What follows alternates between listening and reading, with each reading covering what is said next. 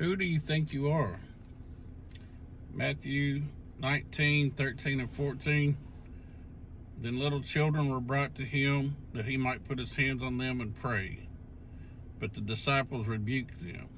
But Jesus said, Let the little children come to me, and do not forbid them, for of such is the kingdom of heaven. I don't know what was going on with the disciples, because there was a couple other incidences when Jesus fed the 4,000 and the 5,000. I don't know if they were selfish, hungry, just tired of being up all day, or what the deal was. But, it appears that they were full of themselves, and that's not a good thing. Then Romans 12:3 says, For I say, through the grace given to me, to everyone who is among you, not to think of himself more highly than he ought to think, but to think soberly, as God has dealt to each one a measure of faith. So we're not supposed to think of ourselves more highly than we should.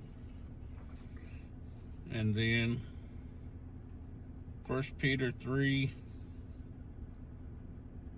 9 and 10.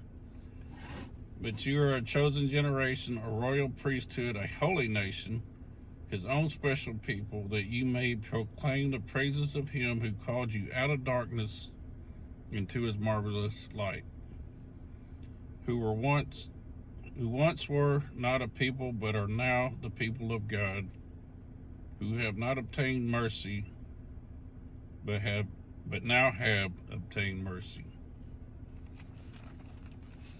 So we have it right there. We're not to think of ourselves more highly than we aren't. We shouldn't be puffing up our chest and beating ourselves. Oh, look at me, look at this, look at that, whatever. That's not how we're supposed to do things. We're supposed to come like little children, humble ourselves. Romans 8:14 says that we're children of God. Romans 8:37 says we're more than conquerors through him who loved us. Deuteronomy 28:3 through 14 says we're the head, not the tail. We're blessed coming in and blessed going out. So that's who we are. We're not all that in a bag of chips. A lot of us would like to think we are. We'd like to think because we got X number of dollars in the bank, or we got, fancy truck or a bass boat or this or that. None of that means nothing. We can't take it with us when we die. We come into the world with nothing, we leave with nothing. Proverbs talks about laying up treasures for your grandchildren. That's something tangible that we can pass on to them, and that's biblical, and we should want to do that. But, all the toys in the world, if we don't have a right heart with God, then none of that's going to get us to heaven. Those are just bells and whistles. I don't know why I'm going this direction. Oh, yeah. Excuse me. I'm not going to edit that. It is what it is.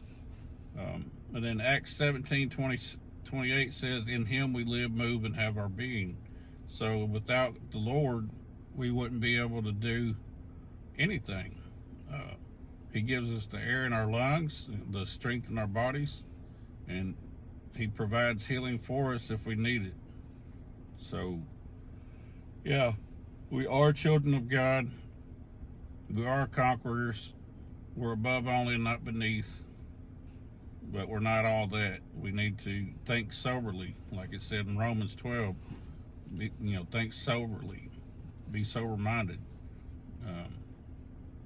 Because, that's just what it is. Oh, Jesus. Whew. Anyway, love you guys. Bye.